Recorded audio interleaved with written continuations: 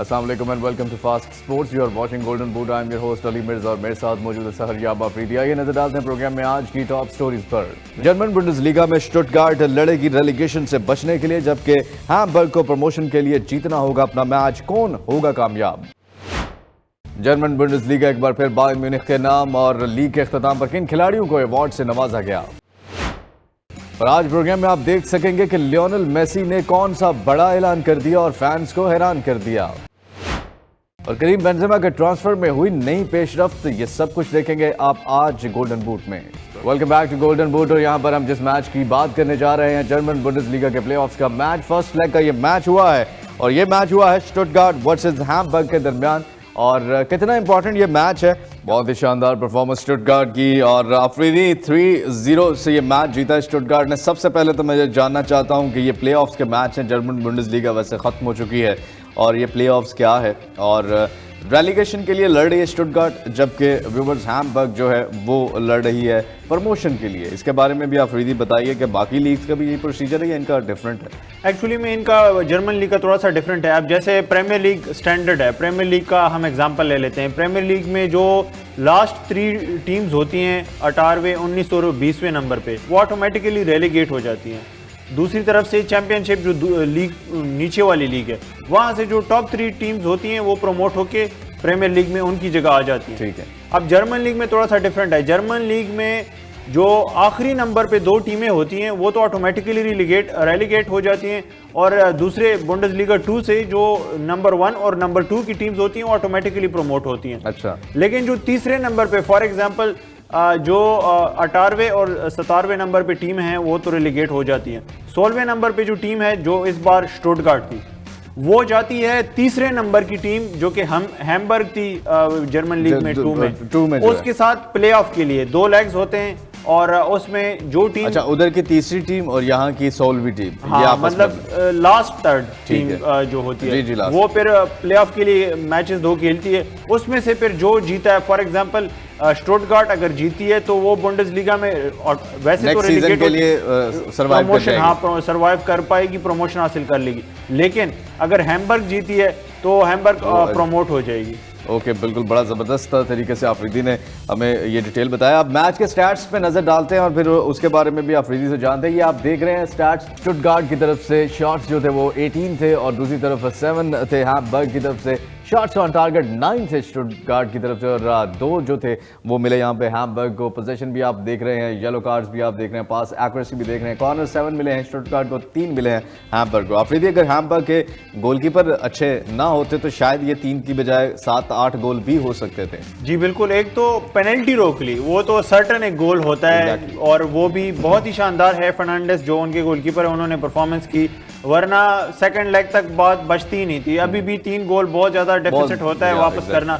और एक और इंटरेस्टिंग फैक्ट हैम्बर्ग के बारे में बताता चलूं व्यूअर्स कि हैम्बर्ग वो वाहिद टीम थी 2018 से पहले तक कि वो कभी भी रेलीगेट नहीं हुए थे। बुंडेसलीगा की हिस्ट्री में कभी रेलीगेट नहीं हुए थे और ये पहली तारीख में पहली बार रेलीगेट हुए थे। वैसे बाकी जितनी भी टीम्स हैं, इवन मतलब जो टॉप टीम्स हैं, वो भी एक बार कोई ना कोई क्लब समहाउ रेलीगेट हो चुके थे। हैम्बर्ग पहली बार रेलीगेट हो गए थे, तो अभी इनके पास एक प्रमोशन का एक सुनहरा मौका था। मुझे लगता है कि थोड़ा फर्स्ट लेग में तो हालात ऐसे हैं, तो सेकंड लेग में भी मुझे लगता नहीं है कि हैम्बर्ग के लिए आसान होगा 3-0 को जो है वो नील करना पहले, तो उसके बाद गोल करके जीतना, यानी 4 गोल उनको चाहिए और स्टुटगार्ट को 0 पे रोकना विदाउट रिस्पांस। या एग्जैक्टली। और लेट्स सी जी क्या होता है सेकंड लेग में। लेकिन यहाँ पे जो है वो प्लेयर हमने फीचर किए हैं और जो प्लेयर हमने फीचर किए हैं वो है, आपने कमेंटेटर का भी अक्सर वो जिक्र करते हुए सुना होगा, बोर्ना सोसा। इनको हमने फीचर किया है और ये प्लेयर ऑफ द मैच भी हुए हैं। लेकिन मज़े की बात है, गोल इन्होंने एक भी नहीं किया और वो क्यों नहीं किया उसका भी आप जानेंगे।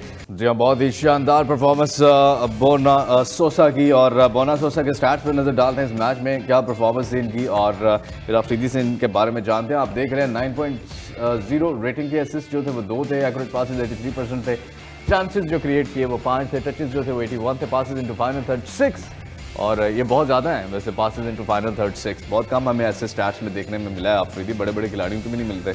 किस तरह से देखते हैं बोर्ना की परफॉर्मेंस को, और बोर्ना सोसा आपको आगे कहीं उनका ब्राइट फ्यूचर नज़र आ रहा है?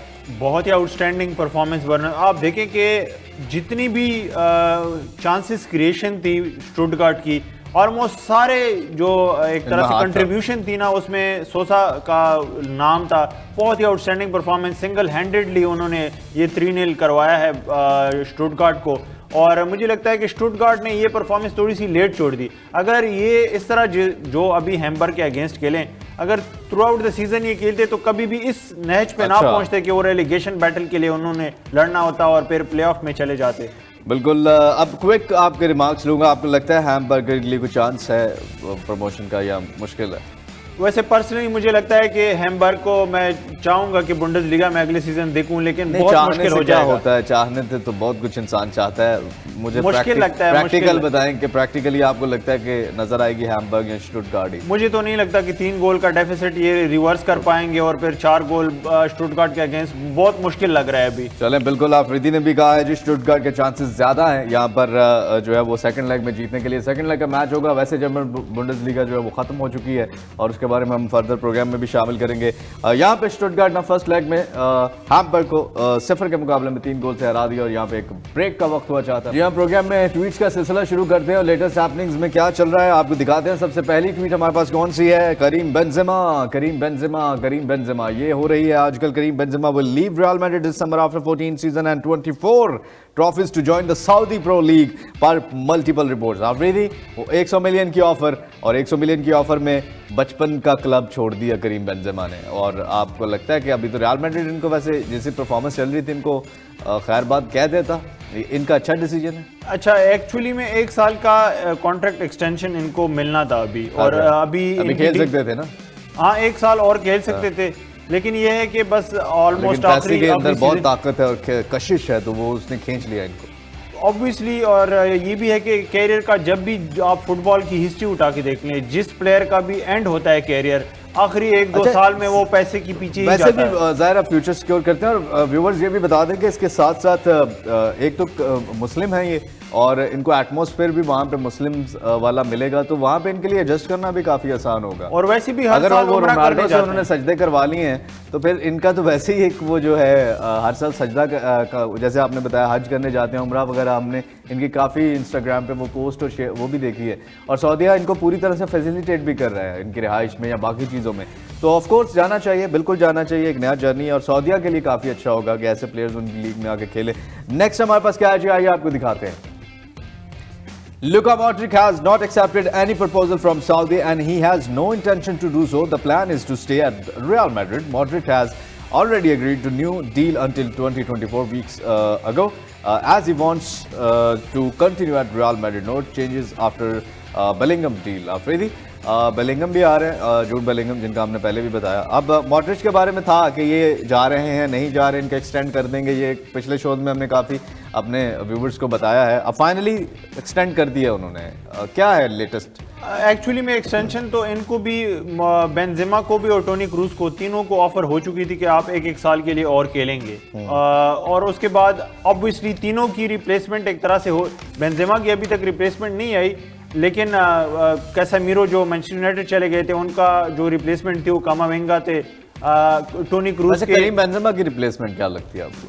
करीम बेंजेमा की अर्लिंग हालैंड ही लगती है। और वो चले जाएंगे, वो बुला रहे हैं उनको, सिटी इतने टाइटल जीत रही है, सिटी को छोड़ रूमर्स तो हैं, लेकिन कब जाएंगे ये 1 साल बाद, 2 साल बाद, 3 साल बाद, लेकिन at the end of the day her player चाहता है कि वो रियल मैड्रिड के लिए इतनी बड़ी अचीवमेंट उन्होंने वैसे भी कर ली है सिटी के लिए। 3-3 वो ट्रेबल में है, अगर तीनों जीत जाते हैं तो वैसे भी उनके लिए जाना फिर एक लेजेंड के तौर पे, इतनी उम्र में एक लेजेंड के तौर पे चले जाएंगे। तो मॉड्रिच अभी यहीं पे हैं। अब उन्होंने क्लियर कर दिया जी सऊदीया से मुझे कोई ऑफर जो है वो नहीं आई, और अगर आती भी तो मेरा प्लान जो है वो यहीं पे रहने का है। एनीवे नेक्स्ट डेज में देखते हैं क्या होता है। नेक्स्ट हमारे पास क्या है ट्वीट, आइए आपको दिखाते हैं, और ये है याका के बारे में। और बड़े इनकी भी पांचों घी में है इस वक्त। Bayern Munich are looking to hijack Bayer Leverkusen's move for Granit याका and have offered him a 3-year deal with the option of another year. Yaka's preferred destination remains Leverkusen, who have a 5-year contract on the table and a coaching role after.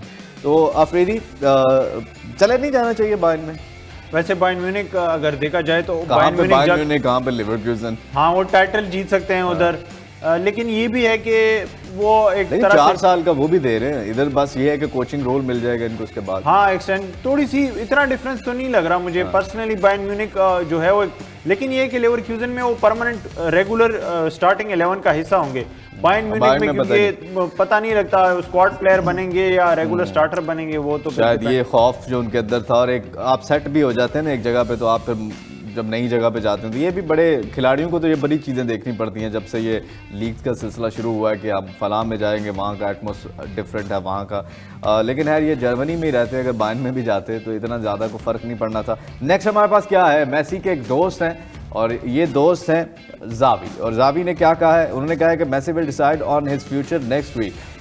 He has my 100% okay to come. I know he will help us if he decides to join us. अच्छा, ये जो बात उन्होंने की है ना, he has my 100% okay to come, ये बात मुझे कुछ अच्छी नहीं लगी। अच्छी इसलिए नहीं लगी कि मेसी का 100% ओके होना बहुत ज़रूरी है। यहाँ पे जावी का भी तो 100 ही है, बार्सिलोना का भी 100 है, उनके प्रेसिडेंट का भी 100 है। जी आफरीदी, इन्होंने कहा है अगले हफ्ते वो बताएंगे। अब ये आपको व्यूवर्स बता दें कि इस सीज़न में यानी पीएसजी को नहीं छोड़े, यानी इस सीज़न के ख़त्म तक उनके साथ ही है।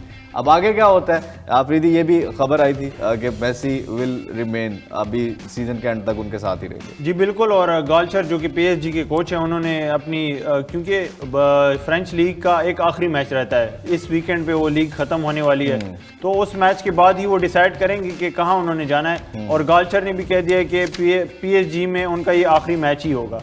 तो अब जावी ने भी कह दिया है कि वो अगले हफ्ते डिसाइड करेंगे। तो ऑलमोस्ट हमें 10-15 550 मिलियन यूरोज हैं एक तरफ साल के, और एक तरफ इंटर मियामी के 200 मिलियन यूरोज हैं 4 साल के, यानी 50 मिलियन। तीसरी तरफ क्या है जी, बार्सिलोना खड़ी है, और बार्सिलोना के पास जो है वो 0 यूरो, यानी उनके पास बहुत कम, अभी कुछ भी नहीं है। उनके फाइनेंशियल क्राइसिस वैसे चल रहे हैं। लेकिन हमने कल आपको बताया था कि इंटर मियामी जो ले रही है, अगर वहाँ चले जाते हैं तो ये 18 महीने से, यानी 6 से 18 महीने तक खेल सकते हैं बार्सिलोना के लिए लोन पे। तो ये बड़ी एक मज़ेदार सिचुएशन होती जा रही है। लेट्स सी मेसी कहाँ जाते हैं और क्या करते हैं। वैसे मेरी पर्सनल क्या कहते हैं कि एक राय है, वो ये है कि इनको सऊदीया प्रो लीग में चला जाना है, सऊदी प्रो लीग में चला जाना चाहिए और पैसे देखें अभी फ़िलहाल। और क्योंकि मुझे लग रहा है कि नेक्स्ट जो आ रही है ना लीग, जो दुनिया की बड़ी लीग बनने जा रही है, वो सऊदी प्रो लीग बनने जा रही है। और ये प्लेयर्स अगर 2-3 साल वहाँ पे रह जाते हैं तो मेरा ख्याल है इनके होते होते ही ये सारा कुछ हो जाएगा। जैसे जिडान को भी उन्होंने ऑफ़र कर दिया, जोसे मोरिनियो को भी ऑफ़र कर दिया। तो लेट्स सी नेक्स्ट हमारे पास क्या है जी, आपको दिखाते हैं रेफरी के बारे में है। और रेफरी जो है बड़ा इंपॉर्टेंट हिस्सा होते हैं फुटबॉल का। Referee Marcianic will stay on Champions League final duty after apologizing for attending an event in Poland with far right connection. ये क्या स्टोरी है अफरीदी? अच्छा, एक्चुअली व्यूअर्स को अगर मैं याद दिला दूं, हमने इसके बारे में, इनके बारे में एक ट्वीट शामिल की थी कि ये दूसरे ऐसे रेफरी बन गए जो एक ही साल में वर्ल्ड कप का फाइनल भी 2010 के बाद ये पहले रेफरी बने हैं। जी, वो अब एक्चुअली में इन्होंने क्या किया कि ये पोलिश हैं, तो उन्होंने एक पॉलिटिकल पार्टी का एक सेमिनार था वो अटेंड कर लिया और वहाँ इन्होंने स्पीच भी दी। अब फिर बाद में ये पता चला कि वो जो पॉलिटिकल पार्टी है वो एक फार राइट एक्सट्रीमिस्ट पार्टी है और इसकी वजह से उनके ऊपर वो उस पार्टी पे उधर भी बैन लगा हुआ है। यूएफए ने उनके ऊपर बैन लगाया हुआ है। तो फिर यूएफए ने कहा कि हम इन्वेस्टिगेशन करेंगे, अगर हमें पता चला तो हम इनको बैन कर देंगे। उससे पहले कि यूएफए इन्वेस्टिगेशन करके इनको बैन करता, ये यूएफए के पास गए कि उन अपनी अपॉलॉजी दी है कि मुझे वाकई में कोई आइडिया नहीं था, मैं गया था, मुझे एक इनविटेशन मिला और मैं गया, लेकिन मुझे ये आइडिया नहीं था। मैं तो सिर्फ वो खाना खाने गए थे और उनको खाना महंगा पड़ गया।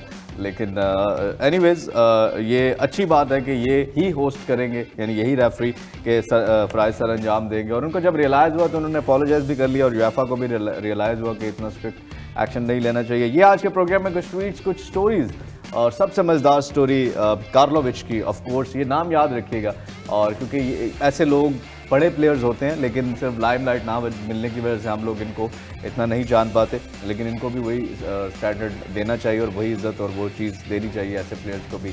यहाँ पे आज के प्रोग्राम का वक्त ख़त्म हुआ चाहता है। कल आपसे दोबारा से मुलाकात होगी मंडे टू सैटरडे। आप देखते हैं गोल्डन बूट रात 10 बजे अपने मेज़बान अली मिर्ज़ा और सहर याब आफरीदी के साथ। आज के प्रोग्राम से इजाज़त दीजिए। आप देखते रहिए Fast Sports, home of champions. अल्लाह हाफिज़।